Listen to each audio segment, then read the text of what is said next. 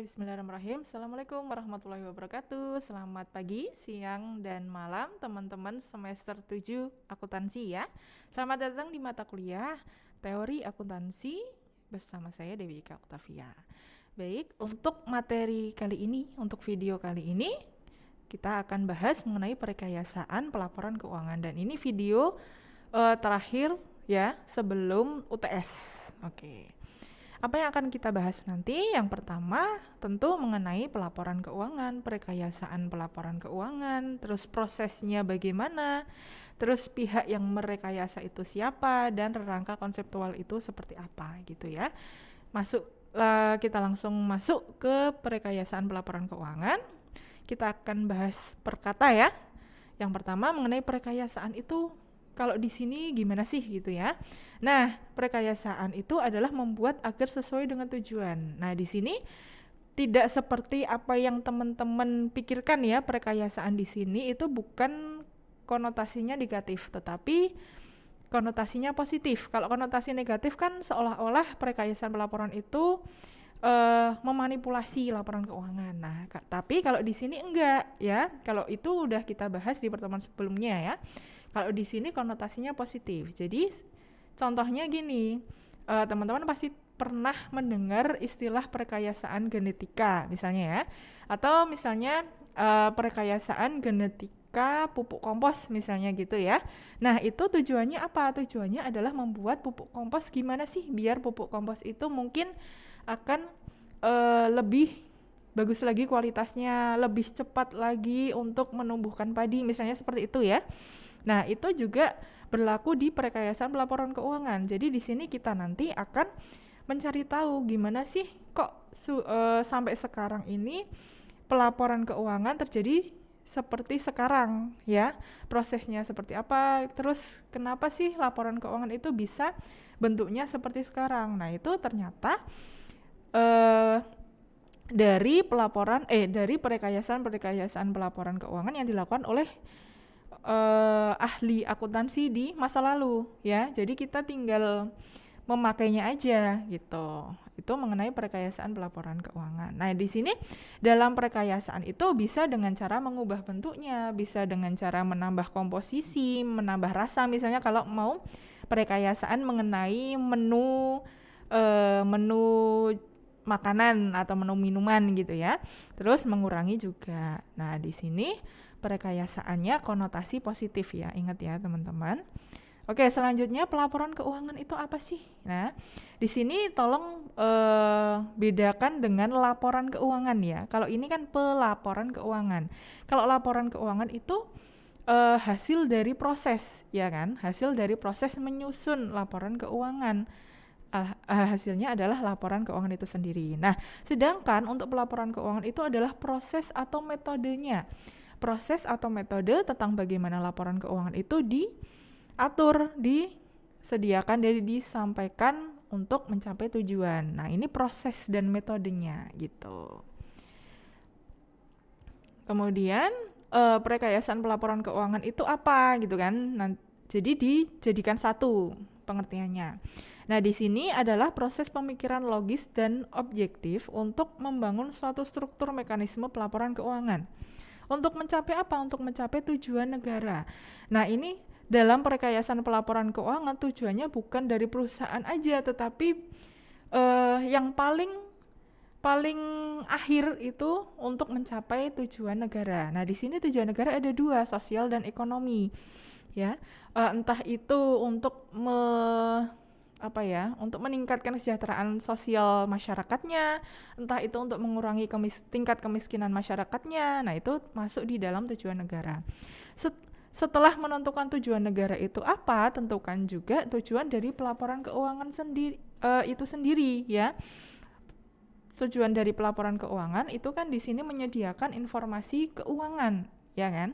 Karena hasil dari pelaporan keuangan itu kan laporan keuangan. Nah, laporan keuangan itu sebagai informasi keuangan untuk siapa? Untuk para manajer perusahaan dalam pengambilan keputusan. Nah, itu. Jadi perekayasaan pelaporan keuangan itu ada dua tujuannya, tujuan negara dan tujuan dari perusahaan ya. Tujuan dari perusahaan itu termasuk tujuan pelaporan keuangan. Nah, itu. Terus bagaimana proses perekayasaannya gitu kan? Cukup panjang ya prosesnya ya. Dari mulai tadi sudah dijelaskan mengenai tentukan dulu tujuan negara apa gitu kan. Itu tujuan paling akhir dari proses perekayasaan pelaporan keuangan, maaf. Terus yang kedua, tujuan pelaporan keuangannya itu apa? Jadi harus tahu dulu, karena ini mau bikin perekayasaan mengenai pelaporan keuangan ya harus tahu dulu tujuan dari pelaporan keuangan. Tadi ya untuk menyediakan informasi keuangan. Terus yang akhirnya nanti digunakan dalam pengambilan keputusan oleh manajer perusahaan. Kemudian di sini ada proses pertimbangan. Selanjutnya itu ya, proses pertimbangan. Nah, di sini banyak sekali yang dipertimbangkan. Ya, mulai dari prinsip akuntansinya, prinsip dasarnya itu harus seperti apa, konsep dasarnya itu harus seperti apa. Ya. Terus apalagi? Laporan keuangannya itu mau dibikin seperti apa. Nah, di sini harus dipertimbangkan dulu dan masuk di tahap proses pertimbangan gitu. Kemudian setelah proses pertimbangan itu selesai, jadilah rerangka konseptual. Nah, untuk rerangka konseptual perlu diketahui ya, rerangka konseptual itu kalau di negara ya istilahnya seperti undang-undangnya. Nah, jadi di sini rerangka konseptual itu rerangka dalam membuat laporan keuangan. Jadi ada komponen-komponen laporan keuangan yang harus diperhatikan, yang harus ada di laporan keuangan ya. Jadi di sini rerangka konseptual dalam perekayasaan pelaporan keuangan itu komponennya adalah yang pertama tujuan pelaporan keuangan. Tadi sudah ya. Terus yang kedua kriteria kualitas informasi. Nah, karena ini tujuan pelaporan keuangan itu menyediakan informasi keuangan ya, jadi harus tahu dulu kualitas informasi yang bagus itu kriterianya apa aja sih ya. Bisa valid, relevan, reliable dan lain sebagainya ya. Kemudian yang ketiga, tentukan juga elemen-elemen yang ada di laporan keuangan. Isinya apa? Akun-akunnya apa aja? Nah, itu dilihat dari skala perusahaannya bisa ya, sektor perusahaannya juga bisa dan lain sebagainya. Kemudian yang terakhir pengukuran dan pengakuan. Nah, itu. Terus tujuan dari rangka konseptual itu hasilnya apa? Hasilnya adalah suatu standar.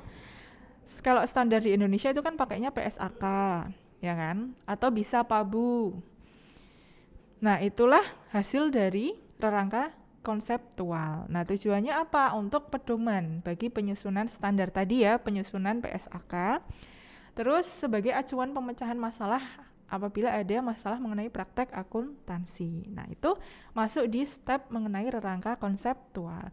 Kemudian selanjutnya adalah media pelaporan. Nah, tentu media pelaporan di sini cuma satu ya, yaitu laporan keuangan.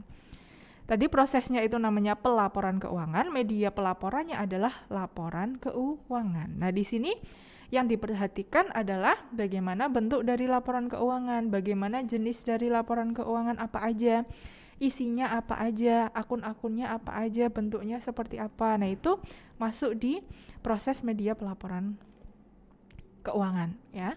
Terus hasil yang terakhir adalah penyampaian informasi akuntansi melalui laporan keuangan itu. Nah, ini adalah proses perekayasaan pelaporan keuangan ya. Kemudian yang terakhir adalah siapa sih yang harus merekayasa gitu kan. Yang pertama karena tujuan terakhir yang dicapai itu adalah tujuan negara, ya otomatis dari pemerintah. Jadi urut-urutannya adalah pemerintah itu mengutus Kementerian Keuangan untuk kamu tolong bikin laporan keuangan dong untuk perusahaan sektor apa, untuk perusahaan skala apa, misalnya seperti itu ya. Kemudian pemerintah juga bisa mengutus suatu lembaga atau organisasi seperti OJK, IAI, SEC, Bapepam ya.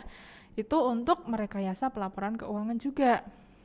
Dan yang ketiga adalah orang yang ahli dalam bidang terkait ya, misalnya praktisi akuntansi ya, bisa dari konsultan pajak, bisa dari praktisi akuntansi itu ya tentu accounting ya, accounting. terus auditor juga bisa. Nah, ini membentuk suatu tim, kemudian bikin perekayasaan pelaporan keuangan yang tujuannya adalah untuk mencapai tujuan pelaporan keuangan dan tujuan negara gitu ya. Itu tujuan paling akhir. Untuk contohnya nanti akan saya jelaskan di kelas ya.